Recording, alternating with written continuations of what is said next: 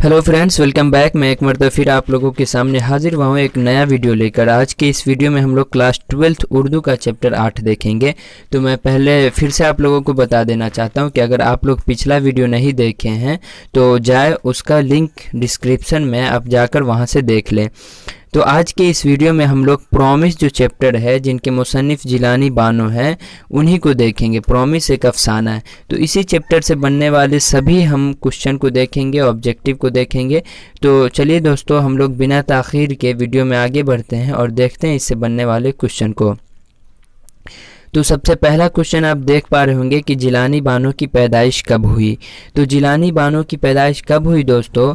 Option number A है 1938, B 1936, सी 1932, D 1934।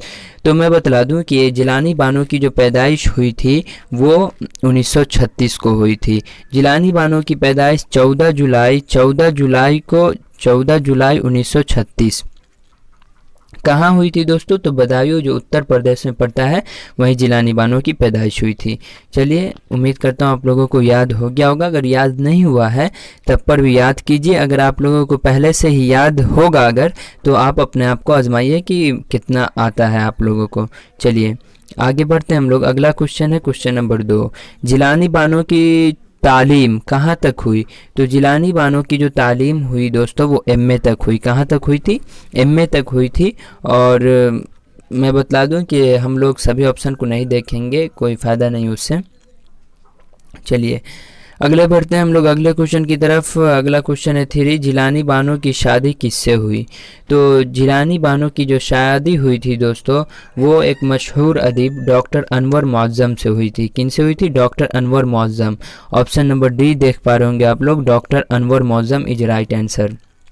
कब हुई थी दोस्तों? तो इनकी शादी जो है 1959 में हुई थी। कब हुई थी? 1959 में डॉक्टर अनवर मुअज़्ज़म से जिलानी बानो की शादी हुई। लोग बढ़ते हैं अगले क्वेश्चन की तरफ। हम लोगों का जो अगला क्वेश्चन है क्वेश्चन नंबर 4। जिलानी बानो का ताल्लुक किस शहर से है? तो दोस्तों जिलानी बानो का जो ताल्लुक है वो हैदराबाद शहर से है। किस शहर से? हैदराबाद शहर से है, क्योंकि उनके जो अब्बू थे वो हैदराबाद चले गए थे, इसलिए उनका ताल्लुक हैदराबाद शहर से है। ठीक है, चलिए उनके अब्बू का नाम क्या था? तो अल्लामा हैरत बदायूनी था। ठीक है दोस्तों, चलिए आगे बढ़ते हैं। अगला क्वेश्चन है क्वेश्चन नंबर 5। अफसाना प्रॉमिस का मरकज़ी किरदार कौन है? ये जो अफसाना प्रॉमिस है, ये अफसाना प्रॉमिस है, उसके जो मरकज़ी किरदार कौन है? तो अम्मू है। अम्मू नाम की है, एक माँ का किरदार है इसमें, तो अम्मू इनकी मरकज़ी किरदार है इस कहानी की। दोस्तों मैं आगे बढ़ने से पहले कुछ रिक्वेस्ट करना चाहता हूँ आप लोगों से कि इस वीडियो को अपने दोस्तों में खूब शेयर करें ताकि दोस्त भी पढ़ सके आप लोगों के साथ साथ। बस यही रिक्वेस्ट है, खूब शेयर करें। हाँ, और चैनल को सब्सक्राइब भी कर दीजिएगा। चैनल को सब्सक्राइब करके रखिएगा और बेल आइकन को भी प्रेस कर लीजिएगा, ताकि मैं जैसे वीडियो अपलोड करता रहूँगा आपको नोटिफिकेशन आता रहेगा। और मैं बतला दूं कि इस चैनल के माध्यम से आप लोगों के लिए सारी चीज़ की पढ़ाई, मतलब कि मैं बतला दूं कि हर सब्जेक्ट की वीडियो अपलोड की जाती है। इसलिए आप लोग एक मरतबा डिस्क्रिप्शन चेक कर लें और प्लेलिस्ट को तो एकदम ही चेक ही करें, उससे आपको पता चल जाएगा कि कौन कौन सब्जेक्ट की तैयारी चलती है। हाँ, और क्लास 10th की भी वीडियो इस चैनल के माध्यम से अपलोड की जाती है। तो इसलिए अगर आपके घर में छोटे भाई बहन हैं या कोई भी है, दोस्त होता है, तो उसे भी बतला दे, वो अपनी भी तैयारी कर सकते हैं इस चैनल के माध्यम से। चलिए हम लोग बढ़ते हैं अगले क्वेश्चन की तरफ। क्वेश्चन नंबर 6 है अफसाना प्रॉमिस के किरदार के नाम बताइए। तो अफसाना प्रॉमिस में कई किरदारों हैं, तो हम इनमें से कुछ किरदार के नाम ले लिए, जैसे हमीद है, जमशेद है, अम्मू है, तीनों है और भी है। तो इसलिए मैं 3 को ले लिया हूँ कि कभी कभी 2 नंबर में क्या पूछ देता है कि अफसाना प्रॉमिस के 2 किरदारों के नाम बताइए। अगर 3 याद रहेगा तो 3 में से 2 बता देंगे। ठीक है ना, डी इसका सही आंसर है। चलिए आगे बढ़ते हम लोग। अगला क्वेश्चन है क्वेश्चन नंबर 7। कैंसर का मर्ज किसके पूरे बदन में फैल गया था? तो कैंसर का मर्ज किसके पूरे बदन में? अम्मू के, थोड़ा मिसप्रिंट है, अम्मू के बदन में फैल गया था। चलिए अगले क्वेश्चन की तरफ बढ़ते हैं। अगला क्वेश्चन क्वेश्चन नंबर 8, इब्तिदा में जिलानी बानो ने किस नाम से शायरी शुरू की। जब जिलानी बानो जो शायरी शुरू की थी तो किस नाम से शायरी शुरू की थी, तो वो सबा बदायूनी के नाम से अपनी शायरी का आगाज़ की थी। ठीक है दोस्तों, चलिए अगले क्वेश्चन की तरफ बढ़ते हैं। क्वेश्चन नंबर 9 है, ख्वाजा बी कौन थी। ख्वाजा भी नहीं है दोस्तों, यहाँ पर बी होगा, बी, ख्वाजा बी, ये वाला बी यहाँ पर होगा। ठीक है, तो ख्वाजा बी कौन थी, तो ख्वाजा बी ऑप्शन है अम्मू की बेटी, अम्मू की पोती, अम्मू की खादमा। तो option number C is right answer, Ammu, Ammu की खादमा थी, अम्मू की खादमा थी, ख्वाजा बी जो थी अम्मू की खादमा। अगला क्वेश्चन है क्वेश्चन नंबर 10, अम्मू ने अपने बेटे से क्या प्रॉमिस लिया था। देखिए फिर यहाँ पर मिस प्रिंट है, ये अम्मू है, समझ सकते हैं आप लोग, अम्मू हैं।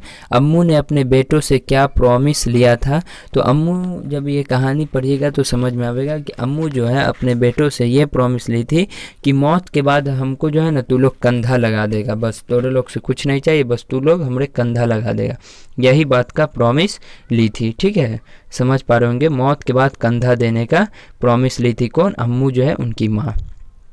चलिए अगला क्वेश्चन है क्वेश्चन नंबर 11, अम्मू यासीन शरीफ पढ़िए, अल्लाह को याद कीजिए। यह बात किसने कही, तो यह बात जो है उनकी बड़ी बहू कही थी। बड़ी बहू गुस्सा की हालत में कही थी कि अम्मू यासीन शरीफ पढ़िए और अल्लाह को याद कीजिए। तो दोस्तों इस चैप्टर से हम लोग सारे ऑब्जेक्टिव को तो देख ही लिए हैं, लेकिन मैं सोचा कि जैसे कि जिलानी बानो के द्वारा जो लिखा गया है, कई अफसाने हैं, कई नावल है, नावलेट है, तो उस सबको मैंने क्या किया हूँ, उस सबको एक अलग से जैसे कि ऐसे बना दिया हूँ ताकि आप लोग इसका स्क्रीनशॉट ले लेंगे और याद कर लेंगे, ताकि कभी कभी पूछ देता है कि 3 अफसानों के नाम लिखिए, 4 लिखिए, 5 लिखिए, तो मैं उतना कवर कर दिया हूँ। जैसे जिलानी बानो के अफसाने मजमूए मंदरजा जेल हैं, रोशनी के मीनार, नरवान, पराया घर, रात के मुसाफिर, रात के मुसाफिर, उसके बाद क्या बोलते हैं, रोज़ का किस्सा, यह कौन हंसा, यह कौन हंसा, ये सब है। और सारे भी हैं, यह तरियाक, नई औरत, सच के सिवा, बात फूलों की, सब ये सब उनके अफसाने मजमूए हैं। और उनके नावल के कौन कौन है, तो नावल बस 2 ही हैं। ये अक्सर पूछे जाते हैं कि जिलानी बानो के नावलों के नाम लिखे, तो ईवान गज़ल और बारिश संग। कौन है, ईवान गज़ल और बारिश संग, इनके नावल के नाम हैं। और उनके नावलेट हैं नगमे का सफ़र और जुगनू और सितारे हैं। और बहुत ही काबिल औरत थी ये जिलानी बानो, उन्हें कई अवार्ड से भी सम्मानित किया गया, जैसे मोदी गालिब अवार्ड, कुल हिंद कौमी हाली अवार्ड, ये सब अवार्डें भी उनको मिला था। तो आज के इस वीडियो में अब हम लोग इतना ही रहने देंगे, अब फिर मिलेंगे हम लोग अगले वीडियो में अगले चैप्टर के साथ। आप लोगों से छोटा सा रिक्वेस्ट है कि आप लोग इस वीडियो को खूब शेयर करें और एक मर्तबा ज़रूर प्लेलिस्ट को ज़रूर चेक कर लीजिए, वहाँ पर आपको समझ में आ जाएगा। हाँ दोस्तों, और सब्सक्राइब भी कर दीजिए चैनल को। मैं आप लोगों के सामने इसी तरीके की वीडियो हमेशा लाता रहूँगा जिससे आप लोगों का फ़ायदा हो। तो सब्सक्राइब कर दीजिए, लाइक भी कर दीजिए, कमेंट करके बता दीजिए कि कैसा लगा और किस चीज़ पर और वीडियो बनाऊँ। तो आपके मुताबिक जैसा आप कहेंगे वैसा होगा।